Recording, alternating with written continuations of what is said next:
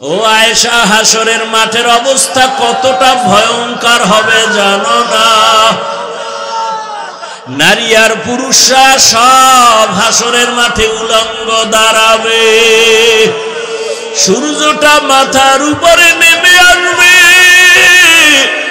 সূর্যের গরম তাপে মাটির জমিনটা তামা হয়ে যাবে। গুনাহগার নাফরমানের মাথার মগজগুলো ভাতের মারের মতো ফুটতে থাকবে। আরে জাহান্নামেরও আওয়াজ। হাসরের ময়দানে জাহান্নাম চিল্লাইবার বলবে, ও আল্লাহ, বেনামাজি গুলো কই? বেনামাজি নাফরমান গুলো আমাকে দাও, আমার পেটে ক্ষুধা। আরে আয়েশা, সেদিন কি উপায় হবে? জাহান্নামের আওয়াজে হাসরের ময়দানটা থরথর করে কেঁপে উঠবে। ওদিকে আমার আল্লাহ রাগান্বিত হয়ে যাবেন। আল্লাহ রাগ হইয়া আওয়াজ দিবেন, লিমানিল মুলকুল ইয়াউম লিল্লাহিল ওয়াহিদিল কাহ্হার। হাসরের ময়দানটা থরথর করে কেঁপে উঠবে। এই অবস্থা দেখিয়া নবীরা পর্যন্ত কান্না শুরু করবেন। এত কান্নার আওয়াজ। নবীরা কাঁদবেন, আদম নবী কাঁদবেন, মুসা নবী কাঁদবেন, ইব্রাহিম নবী কান্না করবেন। নিজের চিন্তা, উম্মতের চিন্তা থাকবে না। এমন অবস্থা হবে, কঠিন হালাত। আমি রাসূল তখন সহ্য করতে না পারিয়া আমি আমার রবের সামনে সিজদায় পড়ে কান্না শুরু করব। ঈসা নবী কাঁদবেন, নিজের চিন্তা। মুসা নবী কাঁদবেন, নিজের চিন্তা। ইব্রাহিম নবী কাঁদবেন, নিজের চিন্তা। দাউদ নবী কাঁদবেন, নিজের চিন্তা। আদম নবী কান্না করবেন, নিজের চিন্তা। আর আমি যখন কান্না শুরু করব, মাকামে মাহমুদের ভেতরে আমি একটাই আওয়াজ দিব, আল্লাহ, আমার উম্মত, আমার উম্মত, আমার উম্মত। আমার একটা উম্মত জাহান্নামে গেলে আমি জান্নাতে যাব না। ও আয়েশা, আমি তখন আমার উম্মতের চিন্তায় কান্না করব। ও আমার যুবক বাবারা, অনেকে গ্রামের বাড়ি ছাড়িয়া ঢাকাতে কাজ করো। ওই গ্রামের মা ঘুমায় না তোমার অপেক্ষা, তোমার বাবাও ঘুমায় না। অনেকের বাবা মরিয়া গেছে, কবর থেকে দোয়া চায়।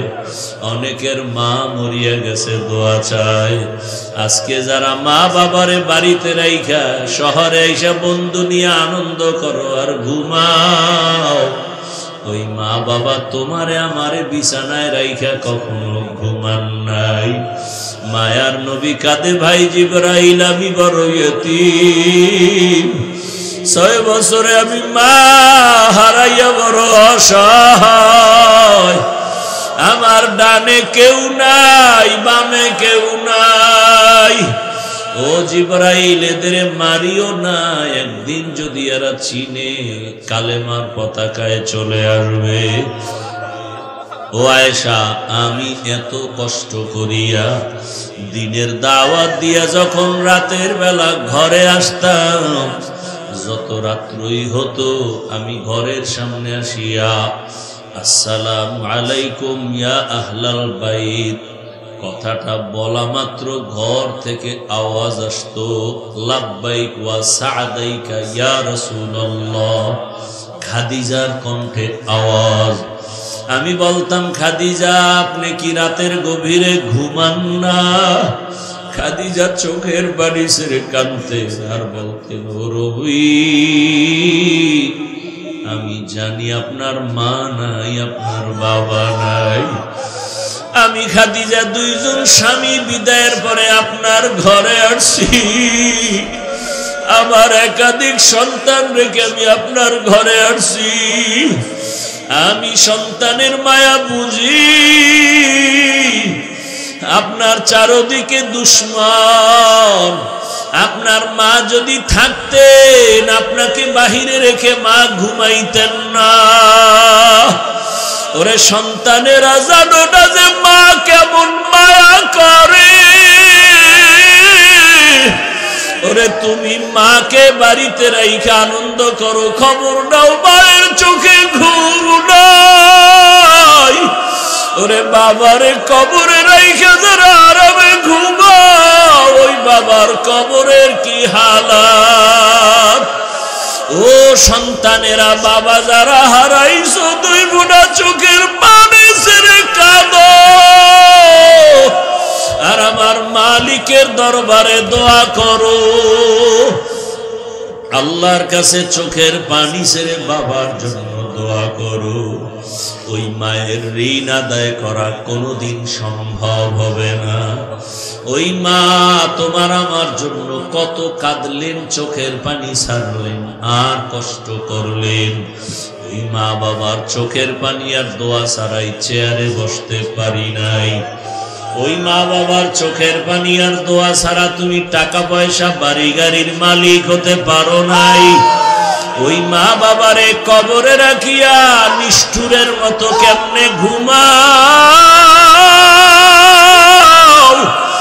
ওই মা বাবার জন্য কি মায়া হবে না রে নিষ্ঠুর। ওই মা বাবার চেহারাটাও কি মনে পড়ে না। ওই মা বাবার কথা মনে পড়লে চোখের পানি ধরে রাখা যায় না। রহমতের নবী কান্না করে, ও আয়েশা আম্মা জান চোখের পানি ছেড়ে কান্না করেন। নবী বলেন, খাদিজা আমাকে সান্ত্বনা দেয়, ইয়া রাসূলুল্লাহ আপনি যতক্ষণ বাহিরে থাকেন আমি অপেক্ষায় থাকি কখন আসিয়া ডাক দিবেন। আমি যদি ঘুমায় যাই আপনি বাহিরে কষ্ট পাবেন, আল্লাহ বেজার হয়ে যাবে।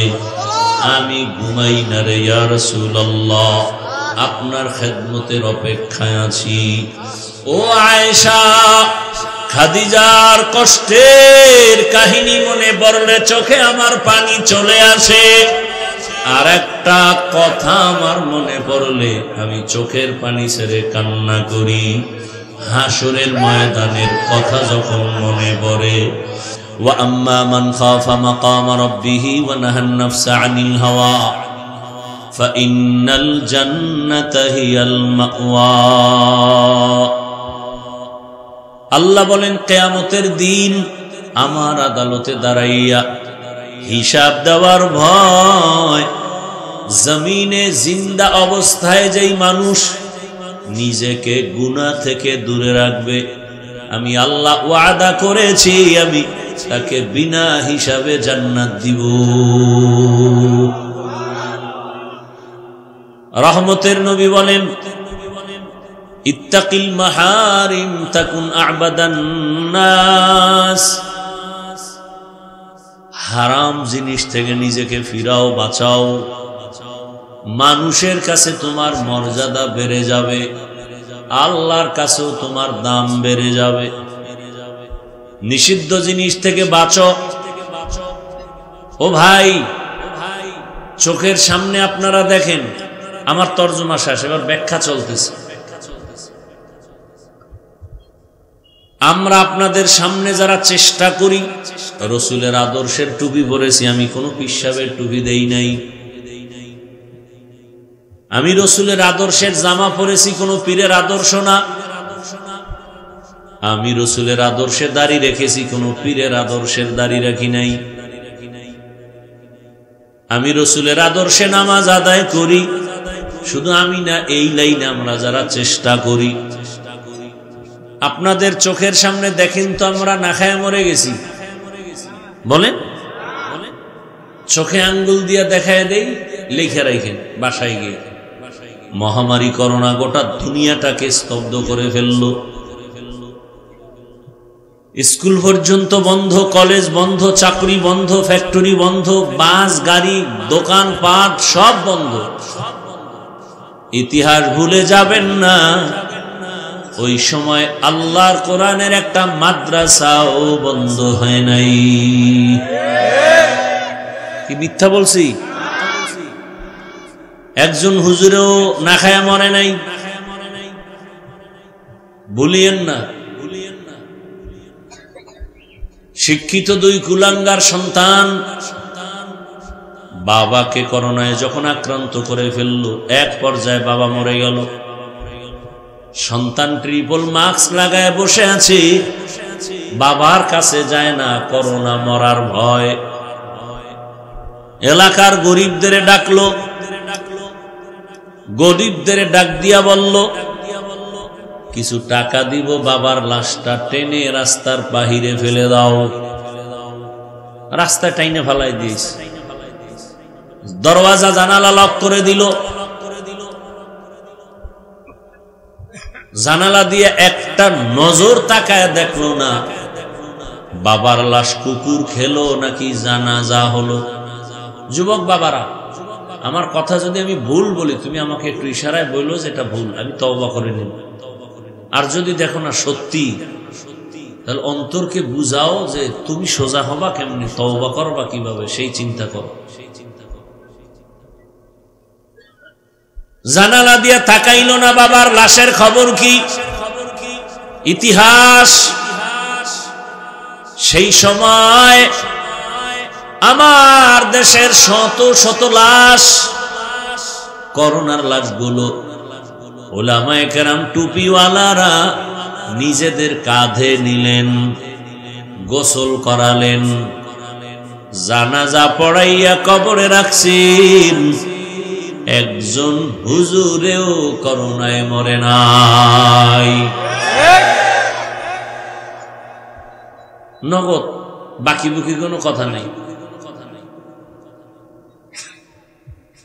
রোহিঙ্গা ক্যাম্পের খবর নাও। দুনিয়ার অনেকে টাকা পয়সা অনেক কিছু দিছে, কিন্তু বেশিরভাগ ওলামায়ে কেরাম দিছে নিঃস্বার্থ, বাকিরা দিছে স্বার্থের জন্য। কি স্বার্থ? এখন গিয়া কামগো ফর্ম পূরণ করে, তো টাকা দিছে, আমরা এনজিওর লোক, এনজিওর ফর্ম পূরণ করো। শেষ পর্যন্ত কিস্তিতে টাকা দিতে দিতে মানুষের লোভ দেখায়, কেমন বর্ষি লাগায়। মরার আগে কিস্তি আদায় করতে পারে নাই, লাশের সামনে গিয়া এনজিওর লোকগুলো দাঁড়ায় বলে 13টা কিস্তি বাকি, দিয়া কবরে লাশ নামা। হারামে আরাম নাই। কই আমরা এত কষ্ট করে জীবন কাটাই, 5 জন সন্তানের খানা রেডি করতে খবর হয়ে যায়,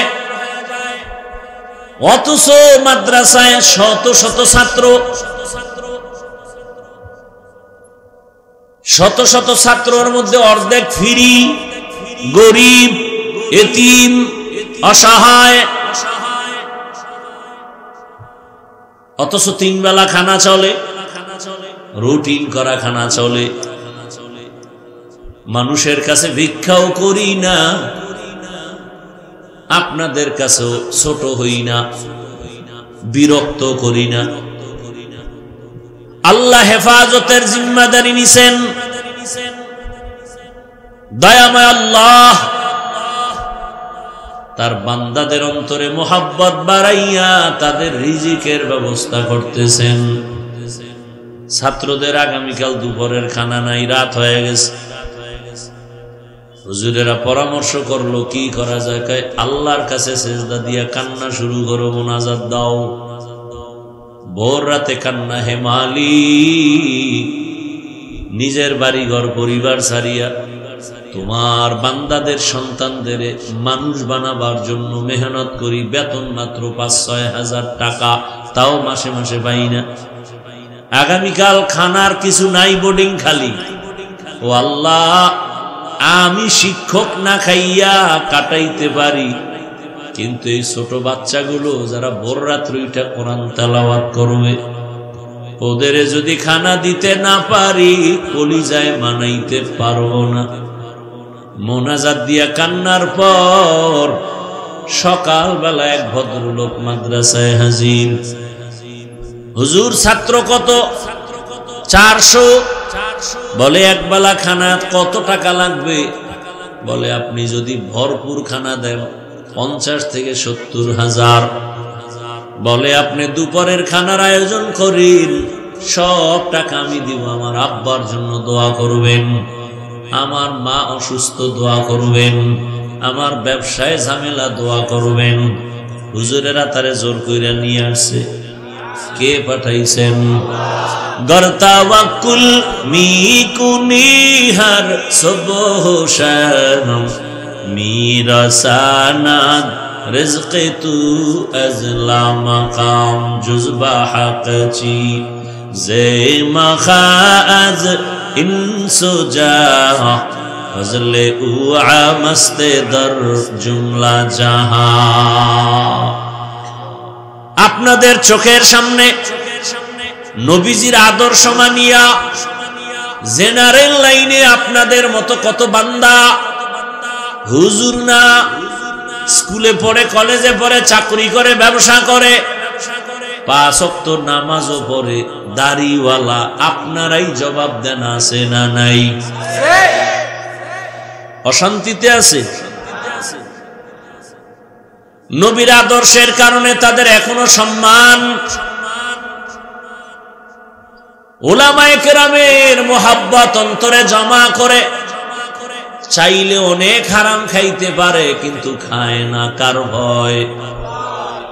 এই ভয়টা যতদিন অন্তরে আসবে না, ততদিন পর্যন্ত ওই বান্দার দুনিয়ায় কোনো শান্তি আসবে না, গুনাহ থেকেও বাঁচতে পারবে না। ও ভাই, আপনি অন্যায় করেন, শিশু বাচ্চার কোনো দোষ আছে?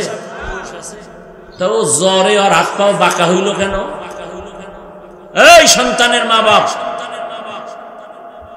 শিশু বাচ্চার তো কোনো গুনাহ নাই, ওর কিডনির সমস্যা কেন? ওই বাচ্চার কেন ক্যান্সার হয়? ওই বাচ্চা কেন পড়ে গিয়া হাত ভাঙ্গে, পাও ভাঙ্গে? একমাত্র কারণ, আপনি মা বাবার গুনাহের কারণেই শাস্তি পায় সন্তান। আপনার গুনার কারণে। ভাইরা আমার, পয়গম্বর সুলাইমান গোটা দুনিয়া পরিচালনা করেছেন। এ ঘটনা কোরআনে আছে না নাই? আমি কিন্তু আগেই বলছিলাম, আপনি মানেন বা না মানেন, সত্য কথাটার সাপোর্ট দিয়ে পারবেন না? পারবেন? পয়গম্বর সুলাইমান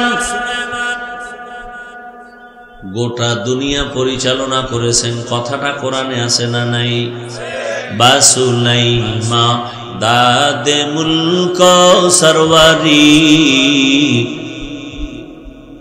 বাসুলাইমা দাদে মুলক সরওয়ারি, খদমতি খাতে মশদ ওয়াপুরি।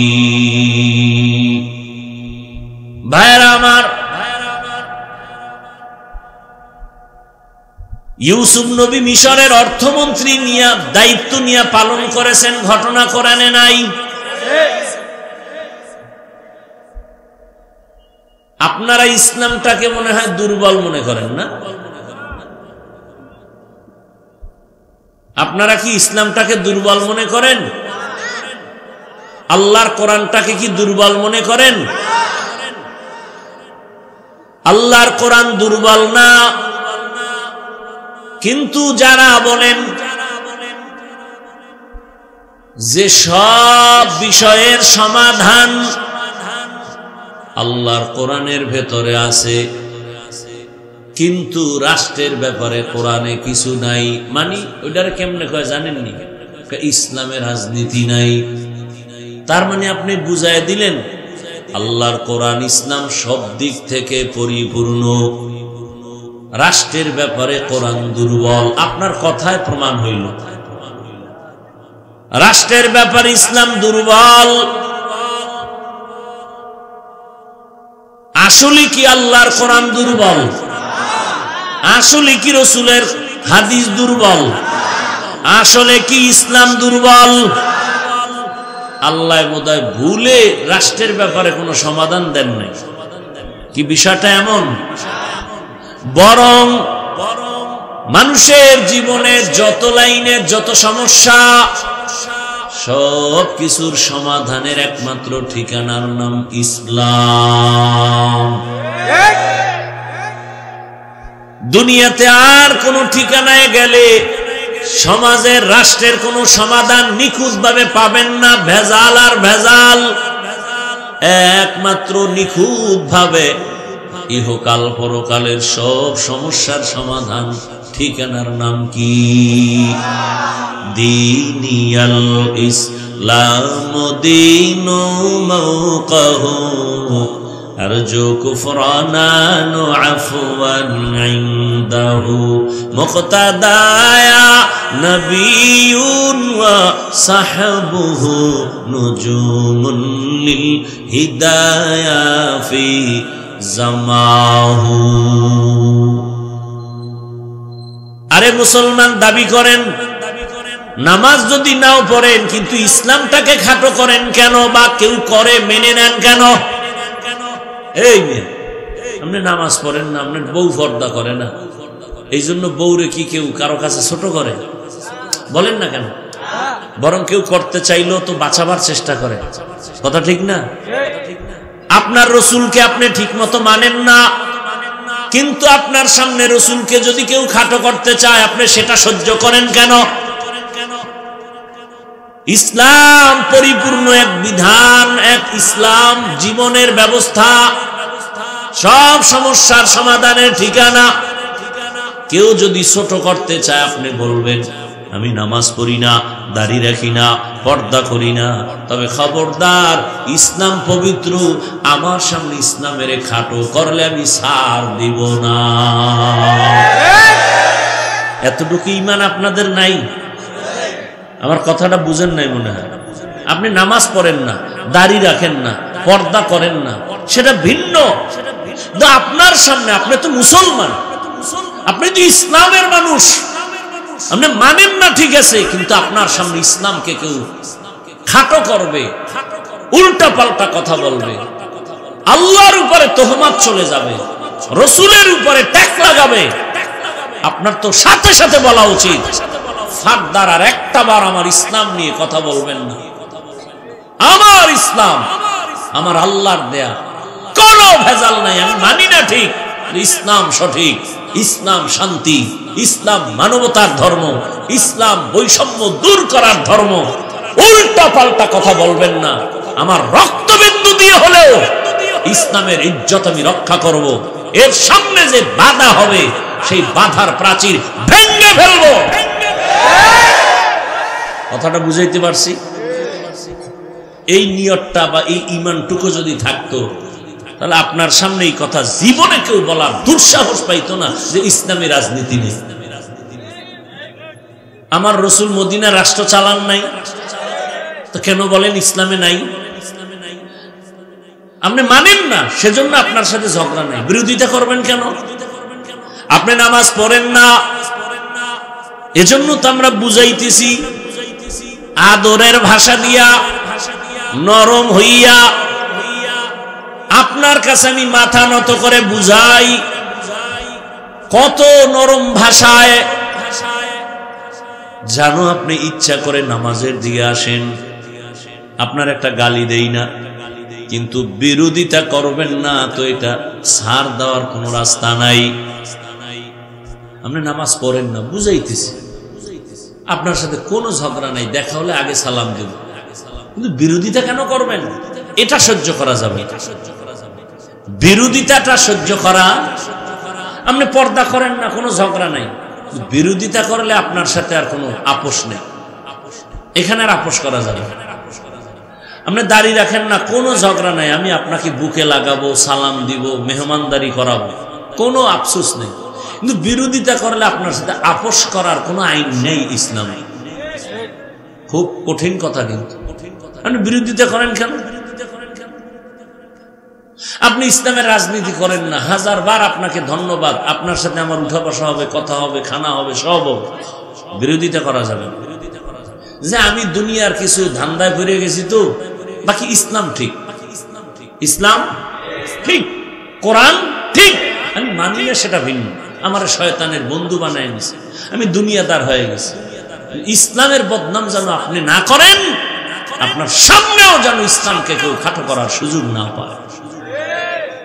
ইসলামকে ইসলামের মর্যাদায় রাখেন, দেখবেন একদিন আপনারও মর্যাদার রাস্তা খুলে যাবে।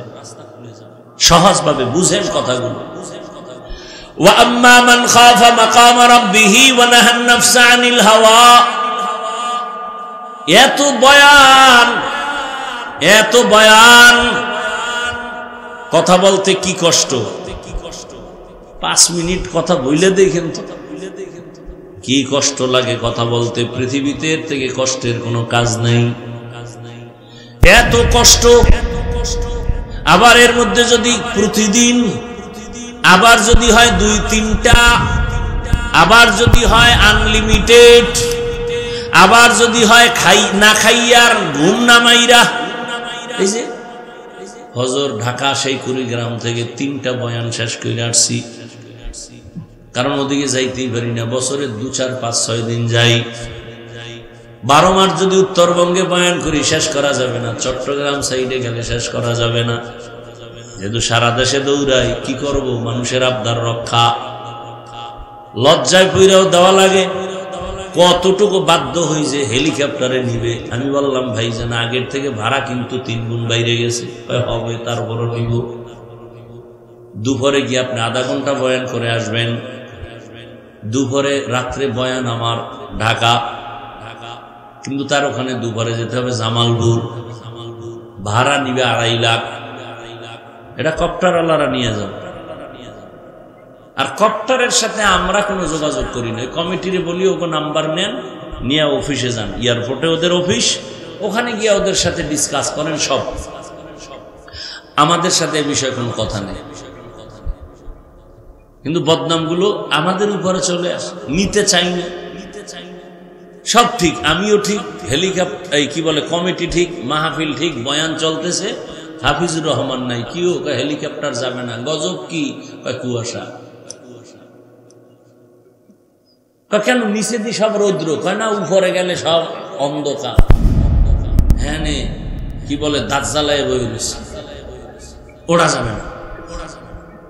এখন আমগো তো মাথা গরম, ইজ্জত শেষ, আর অগত টেনশন নাই। তোমার 2-2.5 লাখ টাকার জন্য আমার কোটি কোটি কোটি টাকার যন্ত্র নষ্ট করবো কেন? আর কেউর ধরে বিচার দিবেন? এ দেশে বিচার আছে। 15 বছর জেল খাটছে, আদালত থেকে এখন বাইরে হয়েছে, তোমার কোনো দোষই নেই। তুই 15 বছর এই শাস্তি দিলি কেন? এটা বোনাস। যাদের কাছে বিচার দিবেন এদেরকে টাকা খাওয়াই ওরা কনভিন্স করে রাখে। বিচার নাই। বরং দেখেন না কি পরিমাণ চেতা চেতে হুজুরেরা কেন আবার আসমানের উপরে উঠে। আমগো নবী উঠলে আমরা উঠবো, আমগো নবী উঠে নাই। কই মেরাজ কে হামারা নবী সবএ সামাওয়াত, मेराज के हमारा नबी सबअ समावात, नहीं भूला वहाँ नबी हम गुनहगार उम्मत, नहीं भूला वहाँ नबी हम गुनहगार उम्मत। रहमतेर नबी के आमार आल्लाह बाहनेर मध्य चोखेर पलके निये गेलेन। 7 आसमान, আরশ, কুরসি, লৌহ, কলম সব কিছু ভেদ করাইয়া আমার নবীরে আল্লাহ তার বাড়িতে নিয়ে আল্লাহর সামনে বসাইয়া মজার মজার কথা বলেছেন। সুবহানাল্লাহ। না মজার মজার কথা বলেছেন। নবীকে আবার হাদিয়াও দিয়েছেন। এই যে 5 বেলার নামাজ আমরা আদায় করি, এটা মেরাজের হাদিয়া। 50 ওয়াক্ত নামাজ আমার মায়ার নবীর উম্মতের হাদিয়া দিছেন আমার আল্লাহ। নবী ভয় পাইছেন আমার দুর্বল উম্মতরা এগুলো আদায় করতে পারবে না। 50 ওয়াক্ত নামাজ থাকলে কি করতেন? বহু আমি মরিয়া যাইতেন। 5 ওয়াক্ত লইয়া টানাটানি। ভাই আজান হইছে, কি নামাজ পড়ুন, আমার পেরেশানি বাইরে গেছে। কিও আমি একা ওই অন্ধকার কবরে কিভাবে থাকবো? নামাজ পড়ে, আগে টেনশন দূর করে নি।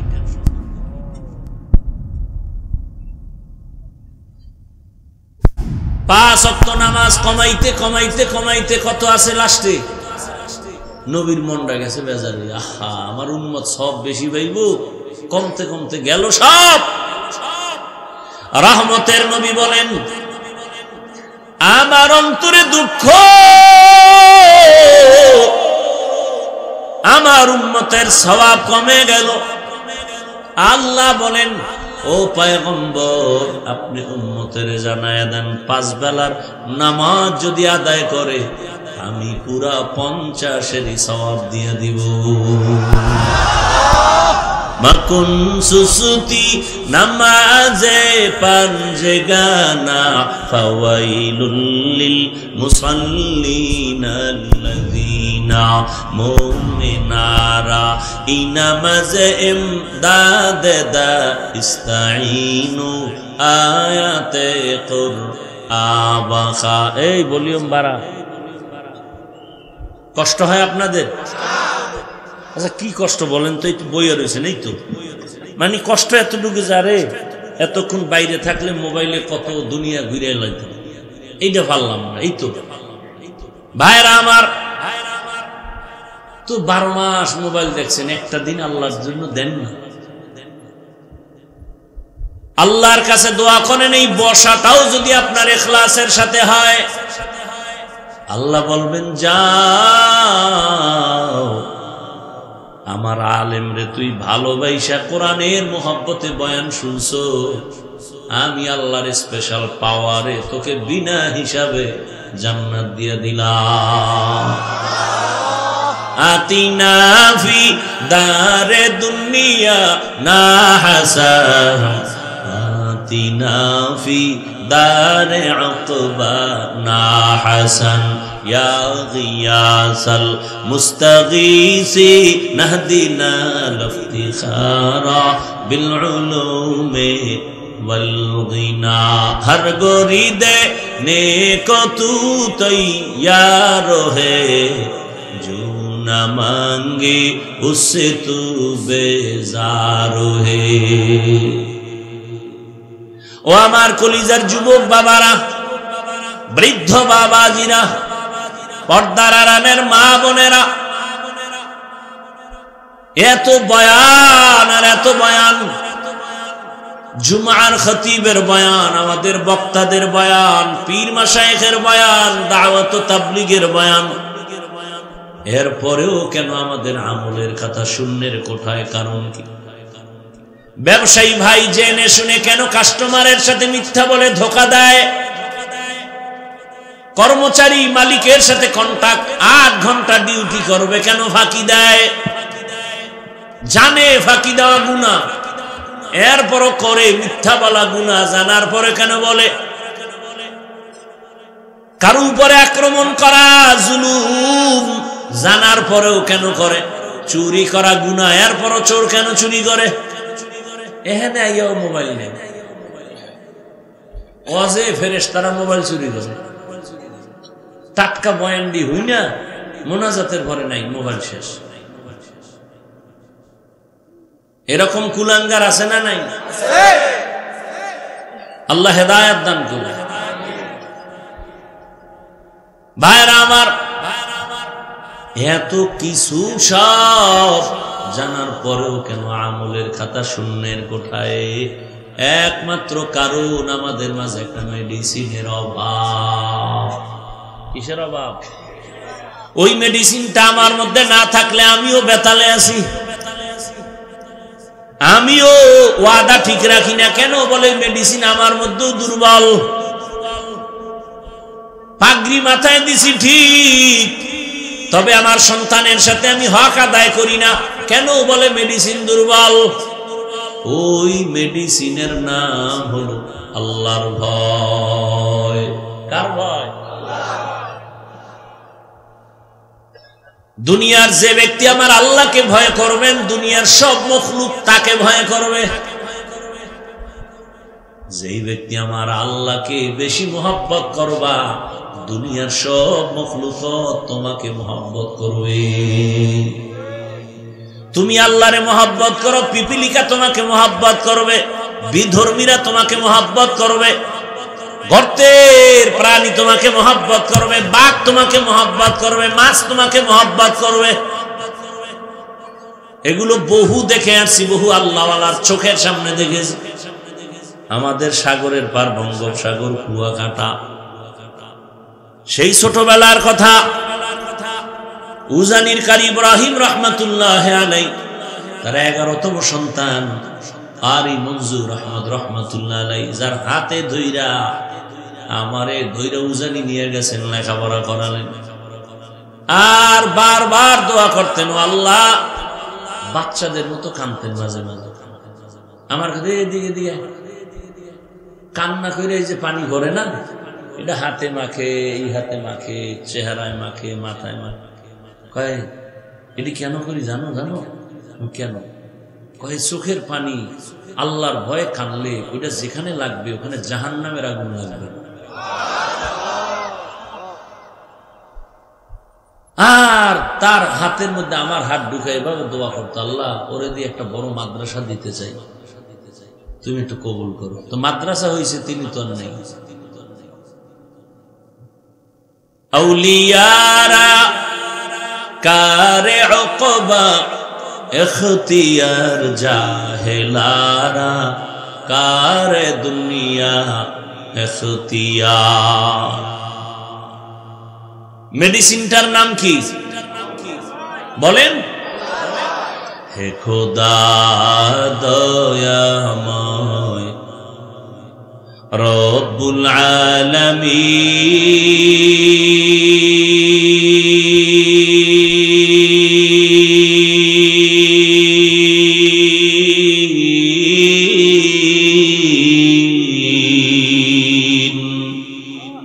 জীবনে মরণে ভয়, কি হবে সেই দিন, হে খোদা,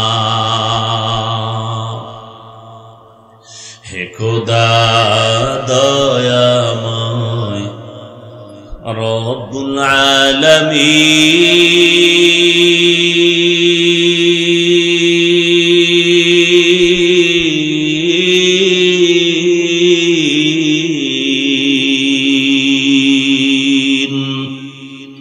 জীবনে মরণে ভয়, কি হবে সেই দিন, হে খোদা। ধরাতে আসিয়াজি বড়ই অসহায়,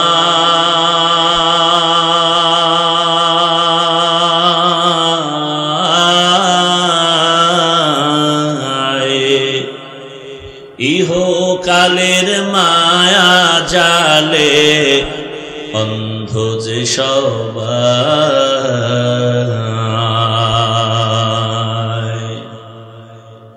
ধরাতে আসিয়াজি বড়ই অসহায়,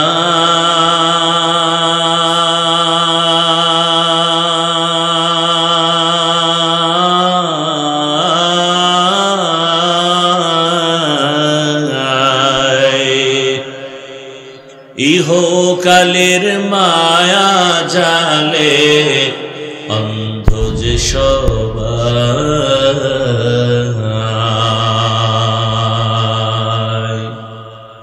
দাও হেদায়াত মুক্তি দাতা, দাও হেদায়াত মুক্তি দাতা, গফুরুর রহিম।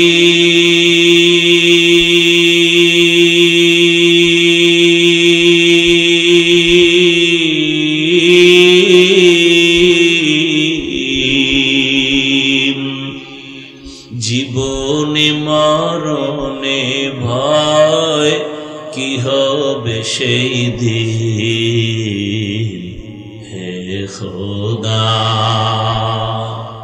হে খোদা দয়াময় রব্বুল আলামিন।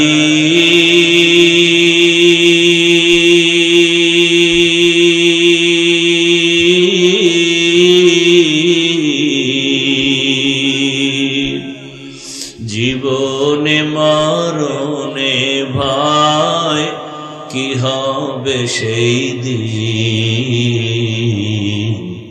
হে খোদা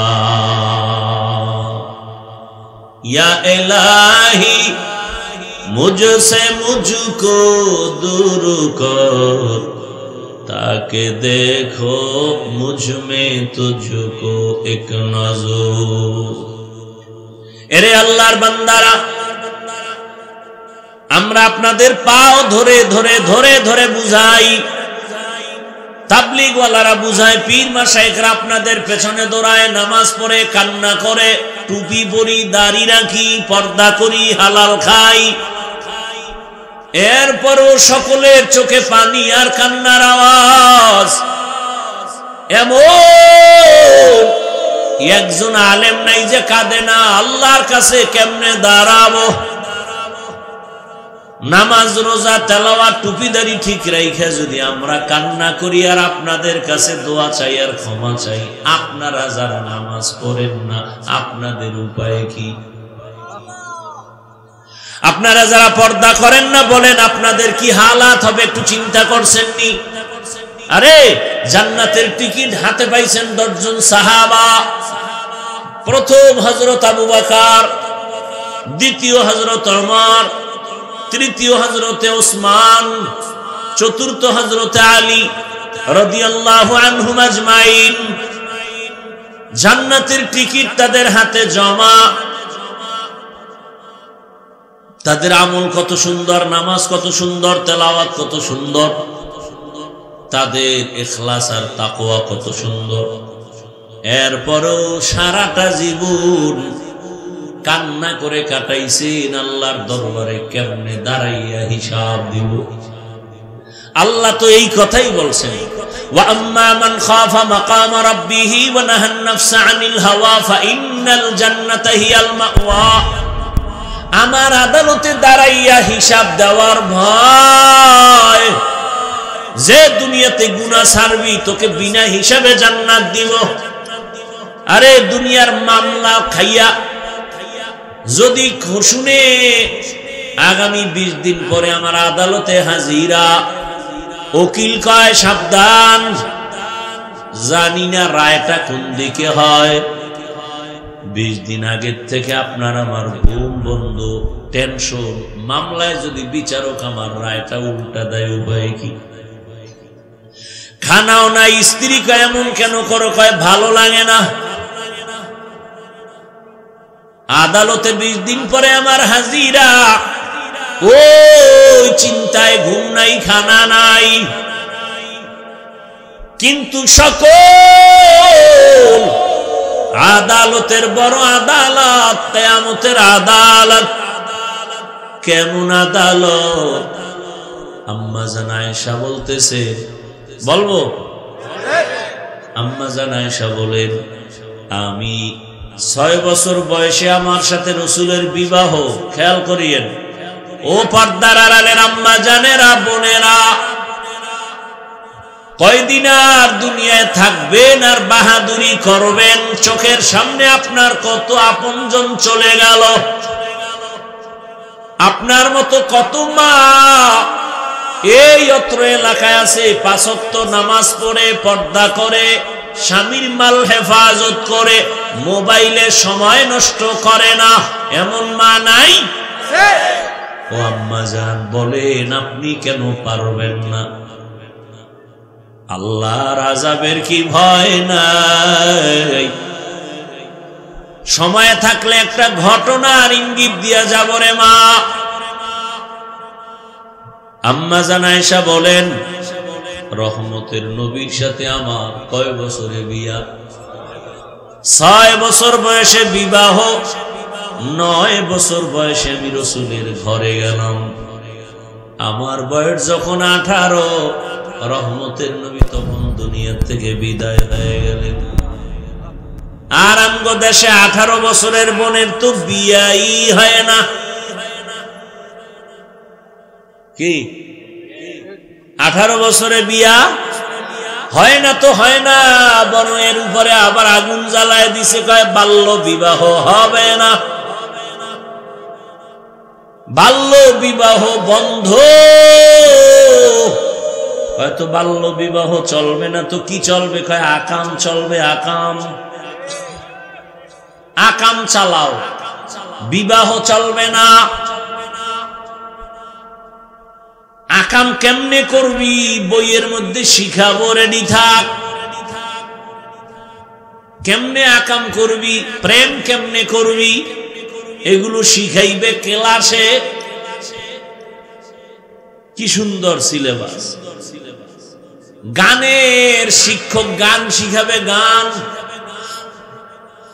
এজন্য আলাদা মাস্টার রেডি কইরা স্কুলে দেওয়ার জন্য, প্রাইমারিতে দেওয়ার জন্য পাগল হয়ে গেছে।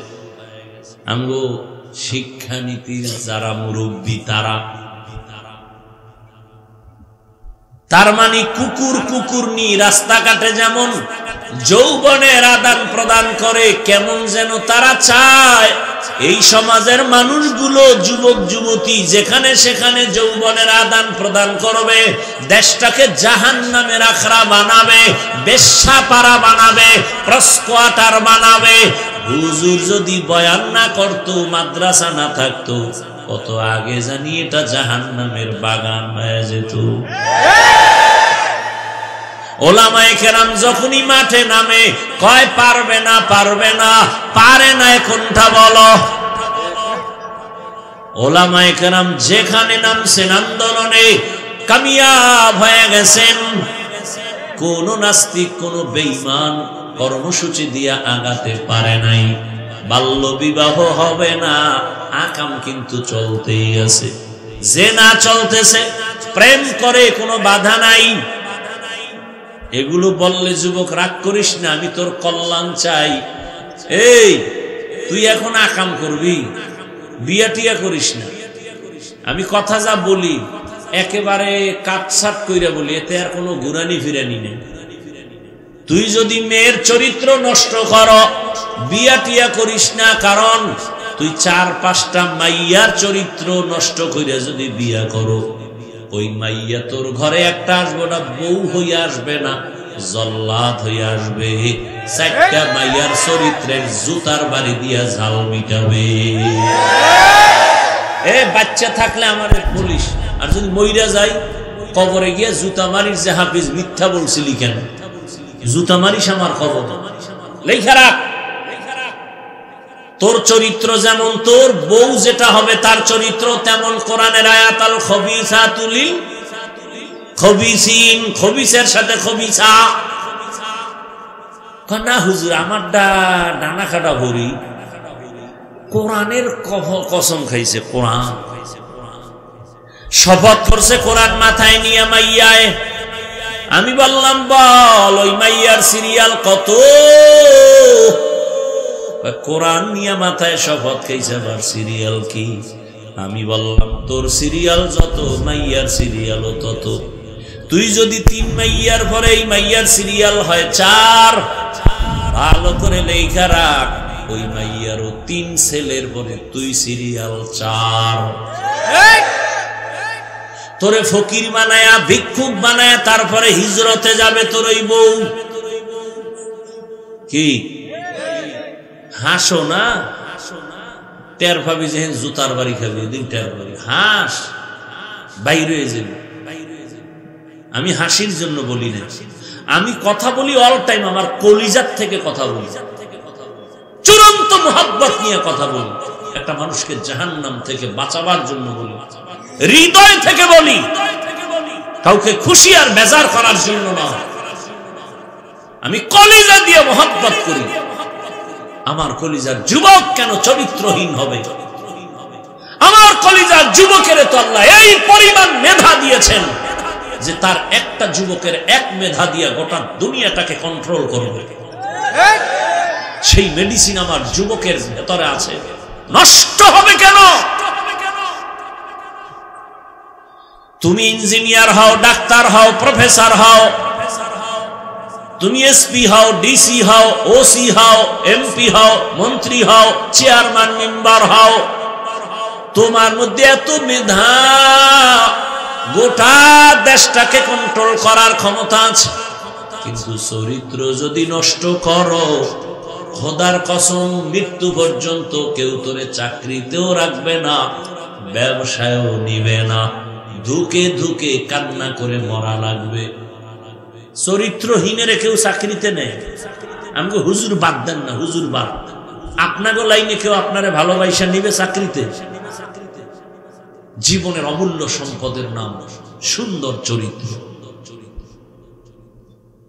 হেলায় খেলায় জীবন কাটাইলির যুবক, কয়দিন আর যৌবনের বাহাদুরি করবি? কয়েকদিন আগে কি ফেসবুকের মধ্যে তোমরা দেখো না রে বাবা, বিদেশ থেকে টাকা অলংকার নিয়ে আসে, বাড়ি যাবে, এয়ারপোর্টে নামছে, গাড়িতে স্ত্রী সন্তানরা আগায় নিতে আসে, গাড়িতে আনন্দ মিছিল দিয়া দিয়া বাড়ি যায়, বাড়ির কাছাকাছি যায়, গাড়িটা পানির মধ্যে ভরে গেছে, লোকটা কাঁদতেছে, স্বর্ণ অলংকার হাতে নিয়া। আরে মানুষ বিয়া কইরা খাইয়া না খাইয়া বউ মাইয়া নিয়ে এক জায়গায় থাকলো, একটা আনন্দ আছে।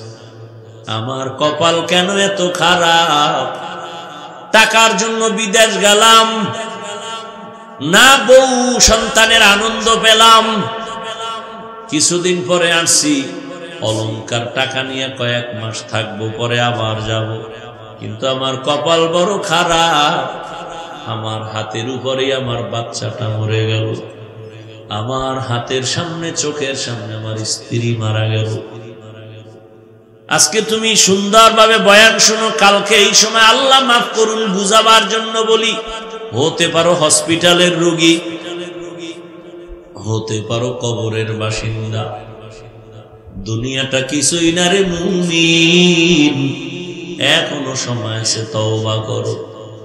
আম্মা জান আয়েশার কথা বলতেছিলাম, 6 বছরে বিবাহ, নবীর ঘরে আসছেন কয় বছরে? 18 বছর বয়সে রাসূল দুনিয়া থেকে চলে গেলেন, নবীর ঘর করলেন আম্মা জান কতদিন? কি মাত্র 9 বছর। এই 9 বছরে আম্মা জান নবীর দোয়া পাইয়া কতটুকু আগায় গেছেন। দুনিয়াতে যত তাফসীর করনেওয়ালা, কোরআনের প্রথম তাফসীর করনেওয়ালা আম্মা জান আয়েশা। আম্মা জান আয়েশা বলেন, আমি 2000-এর উপরে হাদিসের হাফেজা হয়ে গেছি। আপনারা কয়টা পারেন? আম্মা জানরা কয়টা পারে?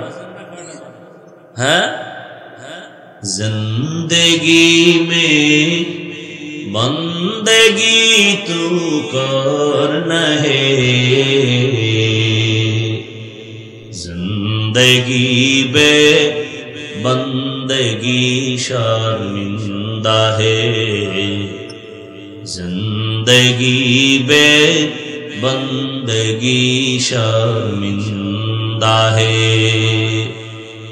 दुनिया में हो दुनिया का तलबगार ना हो, बाजार से गुजार हो खरीदार ना हो। ये दुनिया एक मिसले कागज़ फूल है, ये दुनिया एक मिसले कागज़ फूल है। जिंदगी में बंदगी तू करना है, जिंदगी में बंदगी शर्मिंदा है, जिंदगी बे बंदगी शर्मिंदा है। এরে আমার যুবক বাবারা, বৃদ্ধ বাবাজিরা, পর্দার আড়ালের মা বোনেরা, আম্মা জান বলেন, আমি মাঝে মাঝে তাকায় দেখি আমার হুজরায় বসে রহমতের নবী গুন গুন করে কান্না করেন। আমি ভয় পাইতাম রহমতের নবী কেন আমার রুমে কান্না করেন? না জানি আমার থেকে কোনো বেয়াদবি হয়ে গেল। একদিন আম্মাজান গিয়া নবীর পার্শ্বে গিয়া আস্তে করে বললেন, ইয়া রাসূলুল্লাহ, আপনি আমার রুমে কাঁদেন কেন? প্রায় সময় দেখি কাঁদেন। বলবো? কষ্ট হইতেছে আপনাদের? আর অল্প টাইম। আম্মাজান বলেন, ইয়া রাসূলুল্লাহ, কোন বেয়াদবি হয়ে গেল নাকি? কাঁদেন কেন? রহমতের নবী বলেন, ও আয়েশা, দুইটা কথা যখন আমার বেশি মনে পড়ে তখন আমি চোখের পানি ধরে রাখতে পারি না রে আয়েশা। এক, খাদিজার কথা আমার মনে পড়লে বেশি কান্না আসে, কারণ আরবের ভেতরে আমার সবাই দুশ্মন। আমি যেই রাস্তা দিয়া যাই, গিয়া কিছু দূর দেখি রাস্তায় কাটা দিয়ে আটকানো, আমারে হাঁটতে দেয় না। আমার বাড়িটারে কতবার আটকাইছে, আমাকে জবাই করবে। তায়েফের ময়দানে গেছি কালেমার দাওয়াত দেওয়ার জন্য। কাফের বেঈমানেরা বাচ্চাগুলোকে বলে, ওই মক্কার পাগল আসছে, পাথর মেরে তাড়ায় দাও।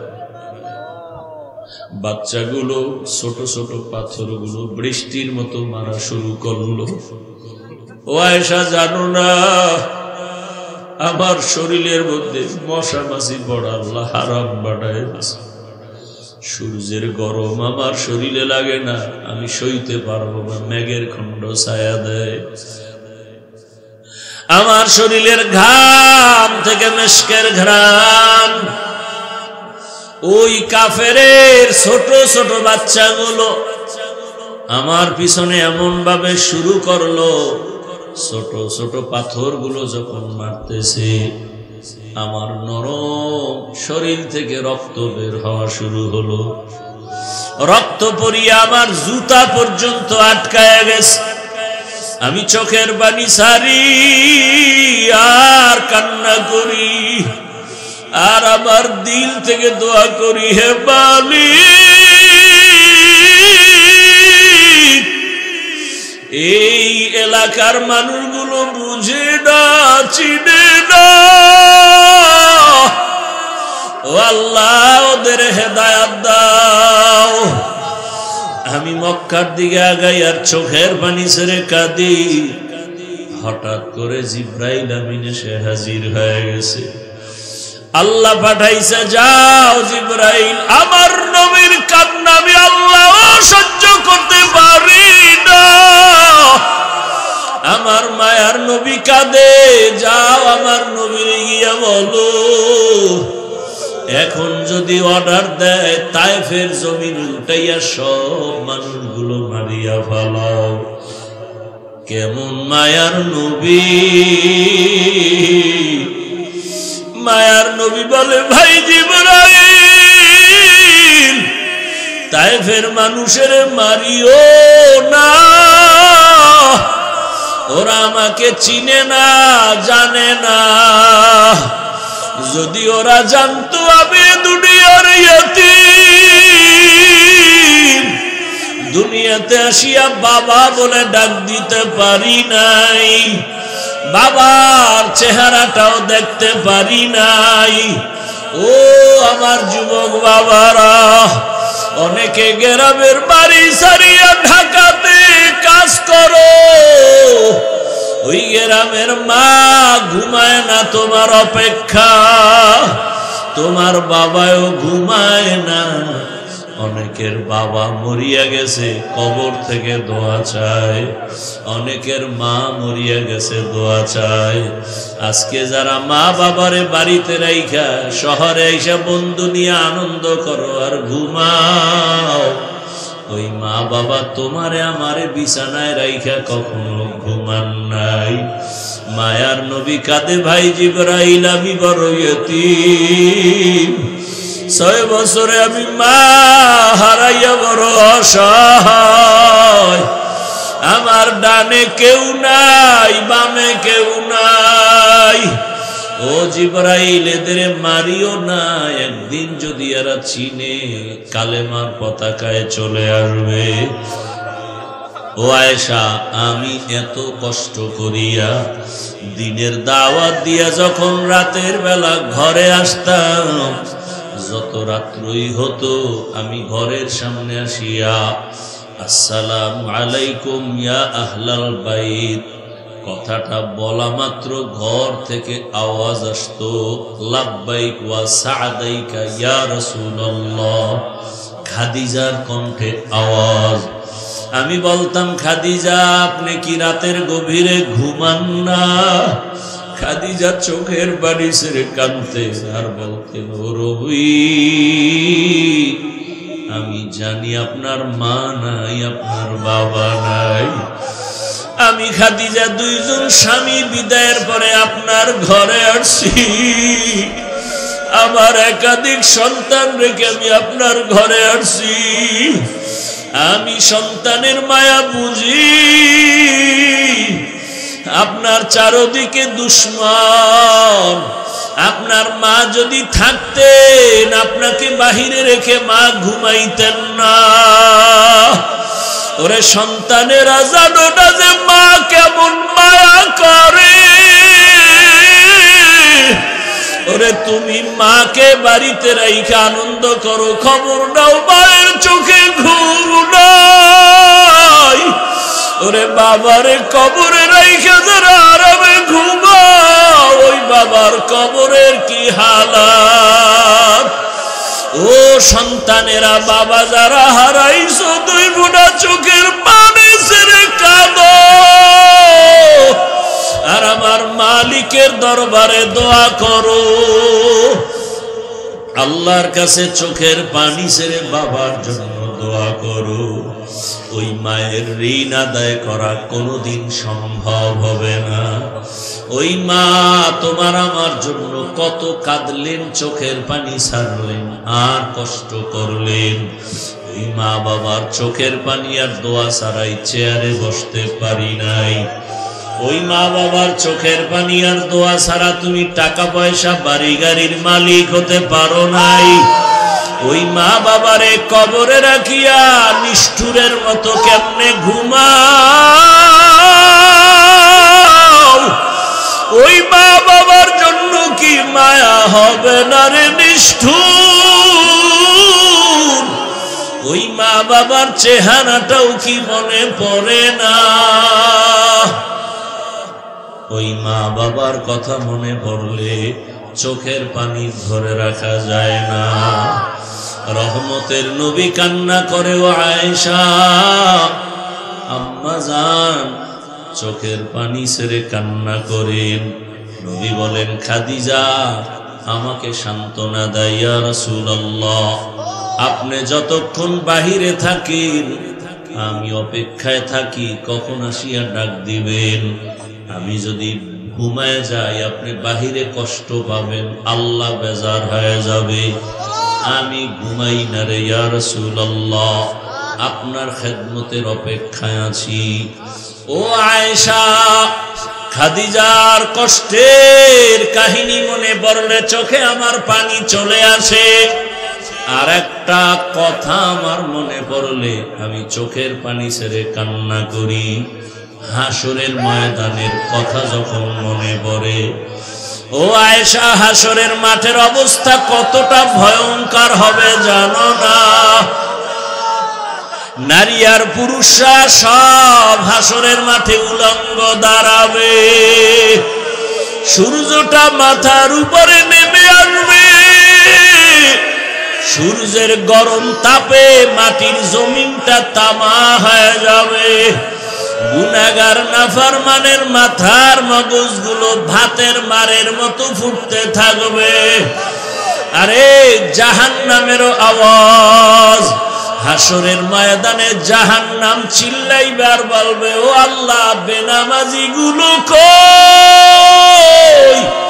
বেনামাজি নাফরমান গুলো আমাকে দাও, আমার পেটে ক্ষুধা। আরে আয়েশা, সেদিন কি উপায় হবে? জাহান্নামের আওয়াজে হাসরের ময়দানটা থরথর করে কেঁপে উঠবে। ওদিকে আমার আল্লাহ রাগান্বিত হয়ে যাবেন। আল্লাহ রাগ হইয়া আওয়াজ দিবেন, লিমানিল মুলকুল ইয়াউম লিল্লাহিল ওয়াহিদিল কাহ্হার। হাসরের ময়দানটা থরথর করে কেঁপে উঠবে। এই অবস্থা দেখিয়া নবীরা পর্যন্ত কান্না শুরু করবেন। এত কান্নার আওয়াজ। নবীরা কাঁদবেন, আদম নবী কাঁদবেন, মুসা নবী কাঁদবেন, ইব্রাহিম নবী কান্না করবেন। নিজের চিন্তা, উম্মতের চিন্তা থাকবে না। এমন অবস্থা হবে, কঠিন হালাত। আমি রাসূল তখন সহ্য করতে না পারিয়া আমি আমার রবের সামনে সিজদায় পড়ে কান্না শুরু করব। ঈসা নবী কাঁদবেন নিজের চিন্তা, মুসা নবী কাঁদবেন নিজের চিন্তা, ইব্রাহিম নবী কাঁদবেন নিজের চিন্তা, দাউদ নবী কাঁদবেন নিজের চিন্তা, আদম নবী কান্না করবেন নিজের চিন্তা।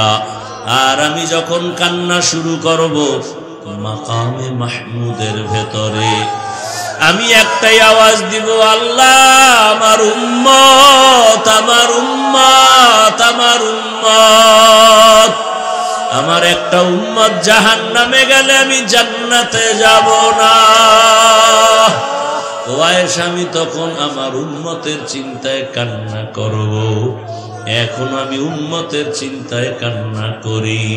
ও নবীর আশেক বাবারা, ও যুবকেরা, তোমার মতো কত যুবক চাকরি করে, ব্যবসা করে, নামাজ ছাড়ে না, লেখাপড়া করে, নামাজ ছাড়ে না। জেনারেল লাইনে তুমি কেন পারবা না?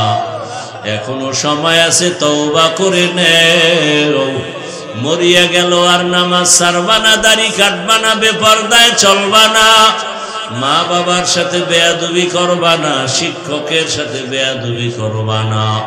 ওলামায়ে কেরামের দোয়া পরামর্শ নিয়া নবীর আদর্শ মেনে চলবা। আল্লাহর কাছে তওবা করো, জীবনে তো গুনাহ কম করো নাই। মা বোনেরাও আল্লাহর কাছে তওবা করেন, জীবনে আর বেপরদায় চলবেন না, নামাজ ছাড়বেন না, আর কোনোদিন স্বামীর মাল নষ্ট করবেন না। আল্লাহর হুকুম, নবীর আদর্শ মেনে জীবন চালাবেন। একটা আদর্শ সন্তানের মা হইয়া কবরে যাবেন। আল্লাহ আমাদের সবাইকে তওবাওয়ালা জীবন দান করেন। তওবার উপরে মজবুত হইয়া চলার মতো তৌফিক আমাদের দান করেন। আমিন। আলহামদুলিল্লাহি রাব্বিল আলামিন।